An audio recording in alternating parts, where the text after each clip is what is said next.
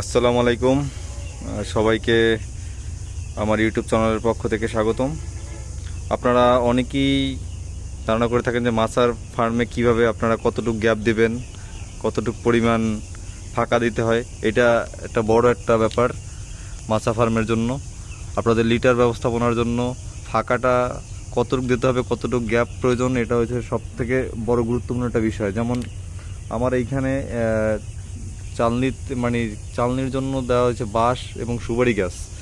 আপনাদের এটা একটা বাঁশ আর সুপারি গাছ দেওয়ার একটা কারণ হলো যে আপনারা দেখবেন যে বাঁশের উপরে এই জায়গাটা রাউন্ডের মতো আছে, এইখানে লিটারটা পড়লে সাথে সাথে নিচে স্লিপ করে পড়ে যায়। আর দেখা গেল যদি কাটে, আমার এই পাশে কাটও আছে, এই যে কাঠের উপরে যদি লিটারটা পড়ে তাহলে এইখানেই থেকে যায়, এটা আর গড়াইয়ের নিচের দিক পড়ে না। কিন্তু সুপারি গাছের জন্য কি সুবিধা হলো যে এখানে থাকলে এটা গড়াইয়ের সাথে সাথে নিচের দিক পড়ে যায়। আর আমার উপরে নেট দেওয়া হয়েছে, কটসুতার নেট দেওয়ার কারণ হলো যাতে লিটারটা সাথে সাথে পড়লে একবারে যাতে কেটে কেটে নিচে একবারে পড়ে যায়, নিচে পড়ে গেলে আর যদি যদি দেওয়া যায়, ফাঁকা নেটটা না দেওয়া থাকলে মুরগির পা নিচে পড়ে যাবে। সেই জন্য এখানে এক্সট্রা সেফটির জন্য নেটটা দেওয়া। আর নেটটা দেওয়ার এখানে কটসুতার নেট বাদে আপনারা প্লাস্টিকের নেটও দিতে পারেন, কিন্তু আমি অল্প খরচের জন্য নেট দিছি। এটা 3-4 বছরে কিছু হবে না ইনশাল্লাহ। আর এখানে আমি গ্যাপ দিছি আপনার দেয়া 3 আঙ্গুল পরিমাণে, এই যে 3 আঙ্গুল পরিমাণ, প্রায় 1.5 ইঞ্চির বা 2 ইঞ্চির মতো ফাঁকা দিছি। কারণ যদি আরও বেশি ফাঁকা দেওয়া যেত তাহলে আরও বেশি দিতে পারলে আরও ভালো হয়। অনেকে মনে করেন যে কম ফাঁকা দিলে ভালো, আসলে কম ফাঁকা দেওয়ার থেকে যদি বেশি বড় বড় ফাঁকা দিয়ে যদি আপনি নিতে পারেন, যেমন এখানে 3 আঙ্গুলের থেকেও বেশি আছে, হ্যাঁ, তো যত বেশি ফাঁকা দিতে পারবেন তত লিটারটা আপনার নিচে পড়ে যাবে অতি সহজে, এবং আপনার ফার্মে কোনো অ্যামোনিয়া গ্যাসের কোনো আক্রমণই করবে না। আর এই হচ্ছে আমার শেড, এখানে হচ্ছে 1625 স্কোয়ার ফিট। আমার এখানে ব্রুডিং পিরিয়ড চলতেছে। অনেকেরই মনের ভিতরে একটা প্রশ্ন থাকে যে মাছা ফার্মে ব্রুডিং কিভাবে করা হয়, কারণ মাছা ফার্ম তো নিচটা ফাঁকা থাকে, ঠিক আছে। তো আমার এখানে ব্রুডিং চলতেছে, দেখেন আজকে 5 দিন বয়স বাচ্চার।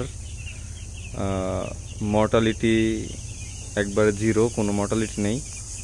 এই দেখেন এই সে মাছা, এই পাশটা হচ্ছে ফাঁকা, আর যেইটুক বোর্ডিং করছি সেইটুকু আপনার নিচে তেরেপল দিয়ে উপরে ভুসি দিছি, তারপরে ভুসির উপর মুরগি রাখা হয়েছে। যে ভুসি আর ভুসিটা দেওয়া হয়েছে আপনার দেয়া প্রায় 3 ইঞ্চির মতো, 3 ইঞ্চি মোটা করে ভুসি দেওয়া হয়েছে। এইভাবে থাকবে আপনার দেয়া 8 দিন কি 10 দিন। তো 8 থেকে 10 দিন রাখার পরে যেই মুরগির একটু তাপমাত্রা সহ্য করার মতো ক্ষমতা হয়ে যাবে, তখন আর গুঁড়ির উপর রাখবো না, তখন একবারে আপনার পুরোটা চালনির উপরে ছেড়ে দেব। আর এখন এমনিতে একটু গরমের সময়, কোনো নাই আর কি, সব মুরগি এমনিতেই হাঁপাচ্ছে। আর শীতের সময় এমনিতে যখন আপনার 10 ডিগ্রি 12 ডিগ্রি সেলসিয়াস তাপমাত্রা থাকে শীতের সময়, ওই সময় আপনার 12 দিন 13 দিন পর্যন্ত আপনার এই ইসের উপরে রাখতে হয়, ভুসির উপরে রাখতে হয়, তারপরে চালনিতে ছেড়ে দিলে আর কোনো সমস্যা হয় না আর কি।